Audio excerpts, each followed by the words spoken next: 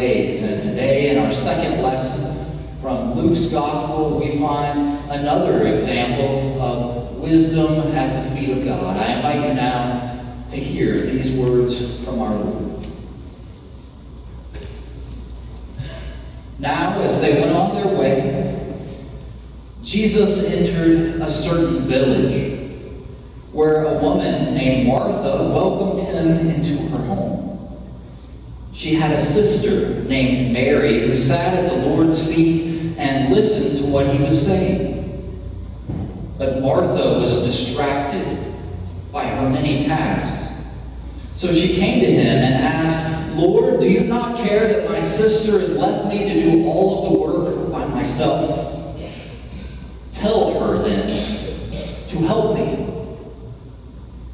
But the Lord answered her, "Martha, Martha, you are worried and distracted by many things. There is need of only one thing. Mary has chosen the better part, which will not be taken away from her." Friends, this is the word of the Lord. Thanks be to God.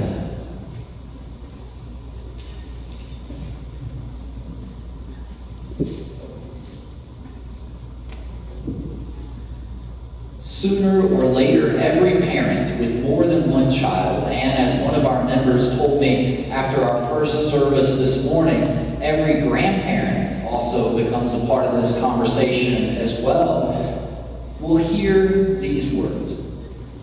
"Mom and Dad, you are not going to believe what my sibling just did." As soon as these words are spoken, experienced parents know exactly what is coming next. There is a 100% chance that the same child is about to tell you a story of great injustice, in which the storyteller will be the victim, while the other child will be cast as the perpetrator of a serious misdeed. Children get it, don't they?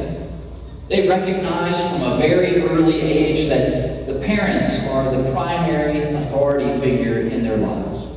The ones who can stop unwanted behavior, the ones with the power to rebuke or correct or punish, and the ones who can vindicate the innocent if there is actually such a thing whenever two siblings are involved. So when conflict arises, children are quick to draw us in, to seek to garner our favor, our support, to do whatever it takes to win us over to their side. Yes, the initial problem involved just the two of them, but when a third person is invited in, the conflict has broadened. This is what psychologists call triangulation. We've all experienced this. And we know that triangulation is not limited to family life alone. Instead, these relationship triangles are a constant feature of life in any community. They work their way into our friendships, where awkwardness ensues. They impose themselves into our workplaces, where colleagues become rivals. And they even sneak their way into houses of worship, where followers of Jesus grumble and complain with one another about their neighbors. In each of the churches that I have served, I have often heard something like this. You know, it seems like the same people keep doing all of the work around here. Maybe you've heard someone say that as well. Now, let's suppose that the pastor buys into that narrative and then shares it with others. Soon, a large number of new triangles have just been formed.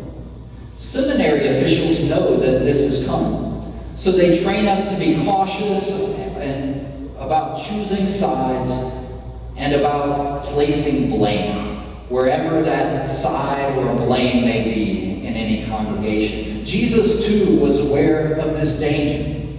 He recognized that people were often looking for simple yes or no answers to complex and divisive issues and problems.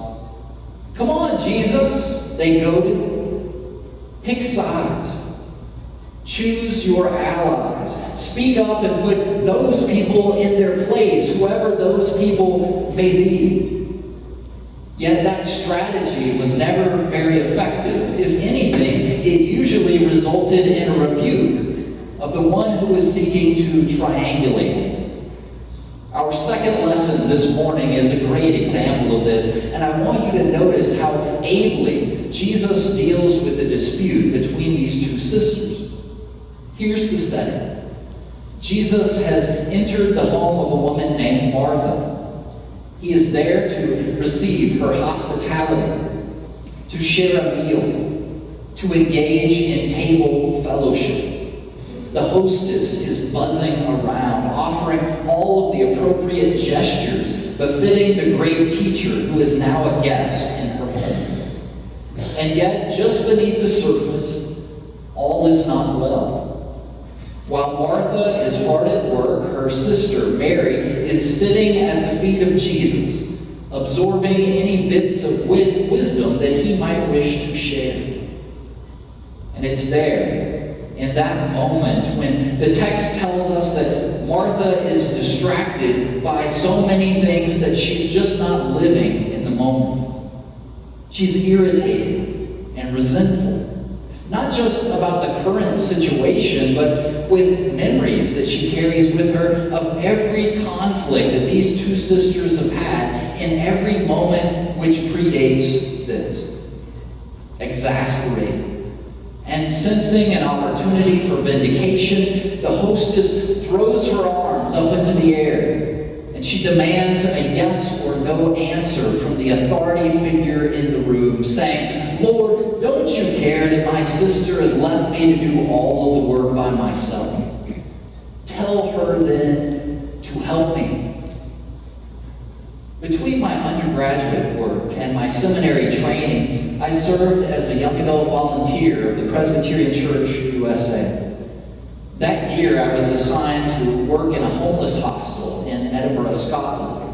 Kara and I had just met. She was a fellow volunteer serving in London, and in my free time, I took every opportunity I had to go and to visit her there.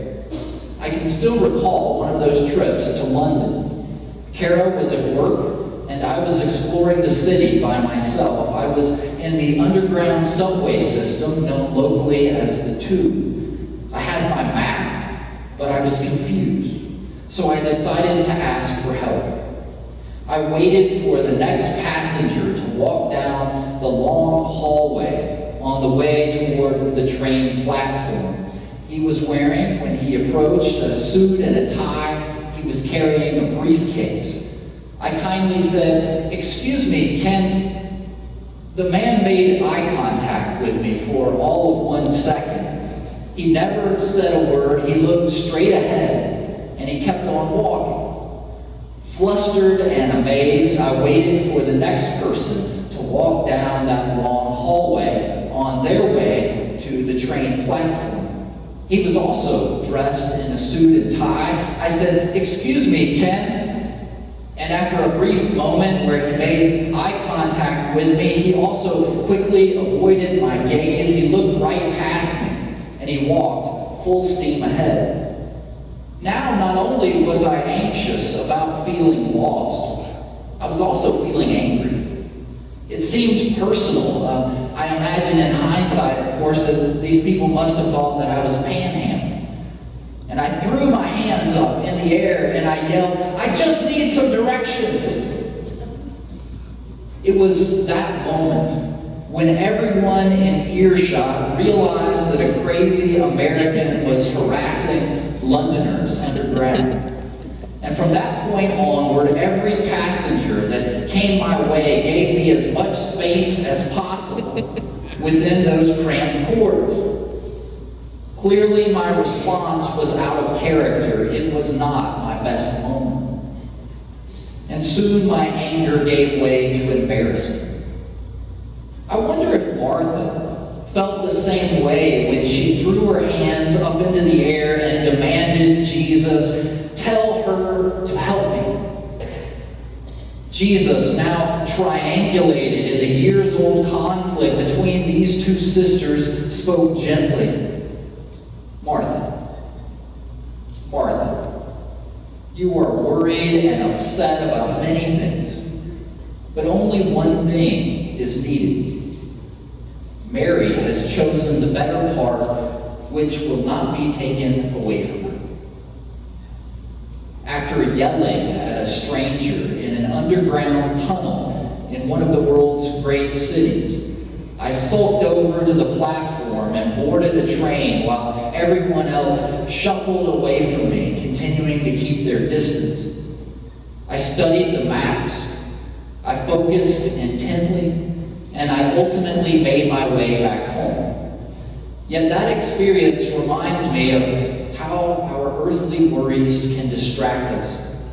We get so caught up in our own anxieties, so worked up about the stresses of life, that we forget to do what's most important: to pause, to reflect, to observe a posture of humility. As I draw to a close this morning, I want to leave you with this image. It's one of Jesus' disciples, a group of them wandering by foot on a dusty road, when an argument broke out among them. The topic: which of them was the greatest? It was then that Jesus took a little child, placed the little child at the side of the disciples, and said, "Whoever welcomes this child in my name welcomes me. And whoever welcomes me welcomes the one who sent me. For the least among all is the greatest among you." Friends, amid all the distractions and the worries and the busyness of our earthly lives, may we still find the courage to be still and to search for wisdom. May it be so. All thanks be to God. Amen. I invite you to stand with me as we affirm our faith together using the words found in our bulletin.